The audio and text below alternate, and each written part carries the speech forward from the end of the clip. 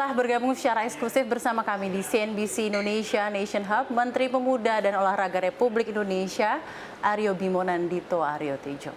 Apa kabar Kak Dito? Baik Mbak Safrina. Senang sekali bisa bertemu kembali Kak Dito. Senang juga ketemu Mbak. Sebelumnya mungkin juga congratulations. Selamat, terima kasih. Dilantiknya ini tepat seminggu pertama nih ya. Oh iya, ini seminggu pertama, ini Senin dilantik Senin kemarin. 3 April. Dan ini Senin ya, pas hari 7 pas hari hari, pertama dilantik. 7 hari. Gimana 7 hari ini kegiatan dan agendanya Kak Menteri Dito, dan juga kemarin sempat dengar-dengar pas sahur bareng ada hashtag diet bersama Menpora, berarti 7 hari ini udah dietnya sejauh apa nih dalam hal Dietnya ini? sejauh ini progres bagus ya, dan ini yang paling senang dari, ya sebenarnya kan itu saya impromptu waktu keluar dari pelantikan di presiden kan, dan sebenarnya itu nggak terdesain, tapi ternyata dari statement saya yang saya bilang saya harus turun berat badan karena kan ya olahraga identik dengan fit kan, ternyata turunannya banyak ya, jadi banyak sekali sekarang anak-anak muda yang olahraga, baik itu yang fit dan ya juga obesitas, itu secara serentak pakai hashtag itu diajak diet Menpora. Diajak diet Menpora. Iya, dan banyak sekali anak-anak muda yang bikin healthy food, healthy lifestyle, ya promosinya pakai statement saya dan pakai hashtag itu. Jadi dan ya, kita tunggu diviralin juga berarti ya dengan diajak. Seneng lah, ternyata bisa. Ya pasti kan mungkin bagi mereka membantu untuk promosi kan. Tentunya dong ya, dan juga menambah antusiasme pemuda untuk olahraga betul juga. Sekali. 7 hari ini gimana kegiatan dan agendanya sejauh ini? 7 hari ini mungkin masih 60-40 ya, 60% itu masih di luar kantor, 40 di kantor. Karena 60% itu masih keliling dari berbagai senior yang ada di pemerintahan dan juga masih keliling media ya. Jadi untuk apa ya? Jadi 60% lebih keliling dulu, 40% lebih di internal di sini. Internal kantor. Kedepannya mungkin kan karena kita ketahui juga kan ini 7 hari dari 1,5 tahun Kak Menteri Dito kedepannya ini menjabat sebagai Menteri Pemuda dan Olahraga Republik Indonesia. Betul. Ya kan? Jadi untuk kemarin saya sudah bilang tim maksimal 2 minggu saya keliling media. Setelah itu saya kalau boleh fokus di kantor, fokus fokus yang berkaitan dengan program-program Kemenpora. Jadi biar selanjutnya biar karya-karya yang berbicara.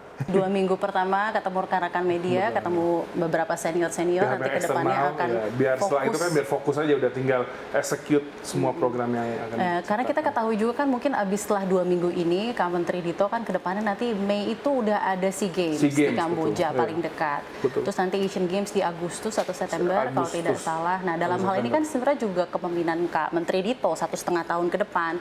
Sebenarnya ini kan waktu yang singkat tapi capaian-capaiannya begitu banyak.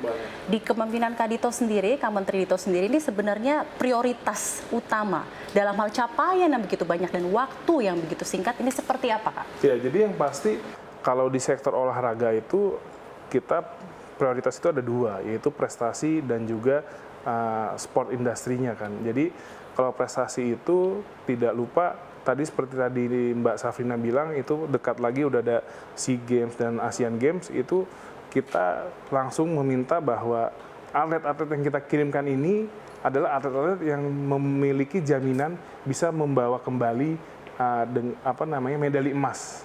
Jadi bisa mempengaruhi peringkat Indonesia di multi event tersebut. Kenapa? Karena kan seperti kita ketahui postur anggaran di Kemenpora ini kan tidak besar juga ya. Jadi memang permintaan Pak Presiden efisiensi dan efektivitas itu harus dikedepankan. Dan juga selain itu kita juga harus sudah mendorong universitas-universitas ini untuk melakukan perkembangan Sport Science Institute. Jadi itu buat pengembangan di prestasi. Dan juga di skala ekosistem sport industri itu kan salah satunya juga memasyarakatkan olahraga. Jadi banyak hal yang harus kita lakukan seperti salah satunya mengadakan serentak Liga Tarkam yang sudah saya gembar-gemborkan. Ya sebenarnya antar kampung, Tarkam itu sebenarnya bukan kita mau bikin di kampung, tapi ya Tarkam itu kan kalau di masyarakat olahraga tuh sudah menjadi seperti judul yang sangat memasyarakat. Jadi inilah salah satu momentum cara agar masyarakat Indonesia ini bersatu padu di olahraga. Jadi itu prestasi pertama, jadi capaiannya pertama itu prestasi, lalu animo ya tentunya. Animo, karena kan betul. pemuda dan olahraga ini sebenarnya juga tentang keikutsertaan itu luar biasa, multiplier efeknya dengan keikutsertaan itu tadi ya, dengan adanya Liga Tarkam dan lain-lain. Mungkin juga singkat saja, karena kan SEA Games ini tinggal beberapa minggu lagi, Kak Menteri Dito, kesiapan dan persiapan kontingen dan juga support dari Kemenpora sejauh ini seperti apa? Jadi kalau kesiapan dan support pasti sudah sesuai apa yang memang tupoksi dan porsinya Kemenpora sendiri. Jadi saya rasa persiapannya sudah maksimal dan ini kita sedang dalam rangka finalisasi kontingen yang berangkat. Dan juga memang SEA Games Kamboja ini akan menjadi tantangan berat juga bagi kita karena dalam hal perolehan medali. Karena mungkin harus masyarakat ketahui dalam SEA Games di Kamboja nanti itu ada 39 potensi medali emas yang kita dapatkan di Hanoi itu tidak dipertandingkan. Oke. Jadi kita sebelum mulai aja sudah kehilangan 39 medali emas. Yang di Hanoi kemarin? Di Hanoi kemarin kita dapat 39 medali emas itu, jadi nomor-nomor olahraga yang kemarin 39 itu tidak ada di Kamboja. Jadi sudah ada set target sendiri untuk Kamboja ini ada. Target lah. Untuk jumlahnya sendiri seperti apa Kak? Kalau jumlah ya itu nanti saja, tapi pasti kita berusaha harus yang terbaik dan juga minimal mempertahankan. Lalu mungkin untuk event yang lebih besar lagi di Agustus sampai September ada Asian Games di Guangzhou di China. Itu juga persiapannya apakah paralel dengan SEA Games ataukah memang terpisah dan juga capaiannya juga seperti apa? Sebenarnya paralel, tapi kan mungkin biar agar fokus saat ini baru SEA Games. Tapi memang ya saya sudah melapor ke Bapak Presiden bahwa memang yang harus kita fokus dan all out itu Asian Games. Karena Asian Games itu kita itu penentuan masuk Olimpiadenya. Jadi kalau SEA Games itu sebenarnya lebih ke langkah Indonesia berpartisipasi dalam kekompakan antar negara Asia Tenggara. Tapi kan karena hasil perolehan SEA Games ini tidak berdampak kepada lolosnya kita di Olimpiade. Oke, jadi memang itu berbeda ya? Berbeda, iya. Nah dalam hal ini juga saya ingin bertanya, kan sebenarnya sempat juga waktu itu Kak Menteri Dito cerita, titah pertama dari Pak Presiden Jokowi adalah juga Pak Presiden juga sempat bilang, tolong bedakan politik dan olahraga. Nah di satu sisi kita masih nih dalam bayang-bayang mau kemarin U20 nggak jadi nih Kak Menteri Dito, karena ada unsur-unsur politik, ya itu juga kita ketahui bersama. Tanggapan Anda sebagai Menteri Pemuda Olahraga Republik Indonesia tentang polemik kemarin. Karena kita ketahui persiapan U20 itu sudah 3 tahun, Kak. Dan bayangin teman-teman kita di U20 tim udah bahagianya menyambut euforia dan host Indonesia itu seperti apa. Tiba-tiba harus pupus jelang hari atau jelang minggu saja. Seperti apa tanggapan Anda? Ya, jadi menurut saya yang namanya tagline politik dan olahraga itu harus dipisahkan itu suatu semangat yang memang harus kita kedepankan. Tapi juga perlu kita ketahui itu suatu kompleksitas yang sangat tinggi. Jadi apa ya? Jadi kan dalam olahraga itu kan juga saya pun terpilih dengan langkah politik. Berarti Anda menyayangkan kemarin sikap dari politisi yang bilang saya jujur menyayangkan karena menurut saya ya itu kan sebenarnya masih bisa kita kita cari solusi dan titik temunya ya. Dan menurut saya kan memang ya harusnya yang namanya politik luar negeri kan itu ada di pemerintah pusat ya. Ya tapi itu terlepas dari itu semoga ini juga menjadi bahan evaluasi dan juga pelajaran bagi kita ke depannya lah. Mungkin memang harus yang namanya komunikasi dan koordinasi itu harus dikedepankan. Ya. Dan sampai FIFA juga mengetahui sampai ke telinga FIFA dan akhirnya diberikan sanksi administrasi. FIFA Forward 3.0 akhirnya itu tidak diberikan lagi kepada Indonesia nomor fund injection dalam hal sepak bola Indonesia untuk sementara waktu. Tapi dampaknya seperti apa Kak Menteri? Iya pasti dampaknya itu kan kalau nggak salah besarannya 5 juta dolar ya. Iya sekitar 80 juta. Ya pasti akan berdampak kepada persiapan pelatihan PSSI untuk bola. Tapi saya rasa ya kita percaya dengan Ketua Umum PSSI hari ini Pak Erick Thohir bisa memiliki strategi yang jitu dan juga kreativitas untuk mencari gantinya itu. Injeksi dari FIFA itu sendiri. Jadi kan ada opportunity loss dari fund itu kan. Iya. Jadi berarti kan harus kita mencari dari ya mungkin kerjasama sponsor atau. Jadi disayangkan tapi kedepannya diharapkan tetap ada sinergi. Ya, jadi memang harus mencari jalan keluar. Kita juga harus bersyukur karena minimal kita tidak dapat sanksi berat. Jadi betul, saksiannya. Cabang olahraga bola ini masih bisa melakukan agenda-agenda yang terkait dengan FIFA. Oke, baik.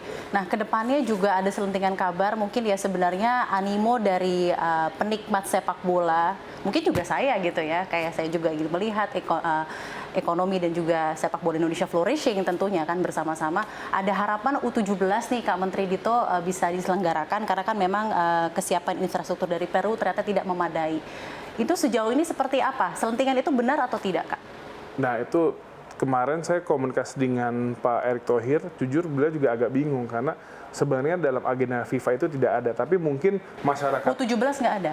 Tidak ada, tapi mungkin masyarakat masyarakat pecinta bola di Indonesia ini kan berasumsi berita si Peru itu batal, jadi mungkin ini buat Indonesia. Jadi itu kan ekspektasi. Tapi ya mungkin kemarin saya juga bertanya langsung, beliau berkata ini memang harus pendalaman yang lebih lanjut untuk U17. Karena kadung sudah ada ekspektasi. Kadung ada ekspektasi. Jadi harus ditimbang juga untung ruginya juga. Tapi akan tetap ada penjajakan ke sana dari bersama dengan Pak Saya belum bisa mengkonfirmasi, tapi ya mungkin rencananya saya akan bertemu beliau. Jadi saat bertemu mungkin kita lebih diskusi lebih dalam. Nah, terakhir mengenai politik dan olahraga sebelum kita nanti ngobrol lain, Kak Menteri Dito. Kita ketahui nanti bakal ada World Beach Games nih ya di bulan Agustus. Nah, ke depannya nih sampai tidak ada polemik-polemik seperti ini, pembelajarannya itu seperti apa dan mungkin koordinasi antara berbagai pihak dari mereka yang memang straightly olahraga dan juga straight politisi seperti apa tuh Kak ke depannya agar ya memang kita bisa menjadi host untuk bulan Agustus. Yang pasti tadi yang harus dikedepankan itu adalah komunikasi dan koordinasi. Jadi untuk persiapan World Beach Games pun ya itu kan belum terjadi ya. Jadi saat saya duduk itu ya ini tanggung jawab saya dalam melakukan orkestrasi komunikator ini. Gitu. Jadi ya insya Allah. Seperti apa tuh orkestra dan komunikasinya? Dan nanti pasti memanggil berbagai belah pihak. Betul, ya pasti yang paling cepat akan saya lakukan adalah saya melakukan komunikasi dengan Pak Gubernur Bali dan juga pihak Kemlu, dan kita akan memastikan ini bisa berjalan. Berarti nanti Kak Menteri itu akan ketemu langsung dengan Pak Koster berarti ya dalam hal ini untuk kesiapan World Beach Games. Baik, kita tunggu juga berarti nanti seperti apa komunikasinya. Nah Kak, mungkin terakhir sebelum kita nanti lanjut ke berikutnya, kita juga ketahui sebenarnya industri olahraga kalau kita bicara gitu itu sangat luas. Kalau misalnya kita lihat misal apa yang di US, everybody is watching NBA, NFL. Jadi it's cool. Orang mau olahraga karena ada sportainment-nya tuh kencang gitu, unsur-unsur seperti itu. Dan animonya terbangun secara natural gitu ya. Nah di satu sisi kemarin karena pandemi, terutama COVID-19, kita juga ngeliat kayak geliat-geliat seperti e-sport. Terus ada olahraga komunitas kayak sportainment dan lain-lain. Ya ada beberapa hal-hal gitu yang seperti itu yang kita, media clash dan lain-lain. Nah sebenarnya kan ini sangat berandil untuk tadi kalau Kak Dito bilang capaian utama prestasi dan animo. Nah kedepannya sportainment, industri-industri yang selama ini belum digali lebih lanjut lagi di bawah kepemimpinan Kak Menteri Dito ini akan dibangun seperti apa?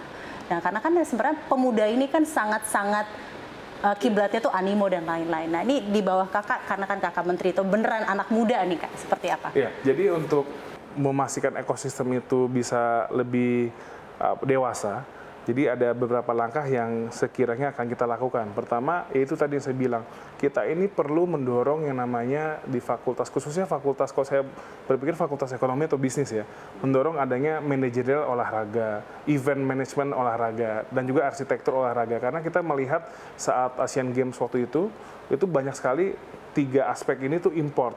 Itu untuk persiapan fondasi dari melakukan sportainment juga kan. Dan kedua, ya itu tadi kita mendorong lagi bahwa ya tadi yang seperti udah disampaikan ya, event-event yang kayak ya tadi ya tiba-tiba tenis lah, terus ada juga Rans Entertainment bikin media class, sportainment seperti itu, ya kita dorongnya itu nanti tidak hanya dibikin di kota Jakarta, tapi itu bisa dibawa keliling ke daerah. Jadi itu kan sangat menaiki antusias masyarakat kepada cabang olahraga tertentu, dan itu sangat efektif. Dan bagaimana kira-kira dalam hal melaksanakan itu semua ide-ide itu tadi membawa sportainment dan juga meningkatkan animo itu tentunya nggak mungkin Kemenpora sendirian gitu ya. Dalam hal ini dalam bayangan Anda strategic partner dari Kemenpora sendiri apa? Pemuda dan olahraga dan siapa strategic partner? Ya yang pasti tadi ya seperti platform-platform yang tadi sudah kita sebutkan bikin itu akan kita gandeng dan juga ya kita sekarang sedang banyak berkomunikasi dengan ya kita bisa bilang konglomerat media ya, itu untuk berpartisipasi di program ini. Jadi ini juga bisa agar bandwagon efeknya itu tuh bisa dari kota sampai ke pedesaan, dan juga ini bisa kata kiasannya bisa menggetarkan Republik lah ya kan, kalau bisa serentak gitu. Jadi memang ini partisipasinya banyak pihak. Meningkatkan animo dan menggetarkan gitu ya, semangat juga masyarakat. Karena kembali lagi ini tentang animo dan ujung-ujungnya prestasi ya Kak Menteri itu. Baik, kita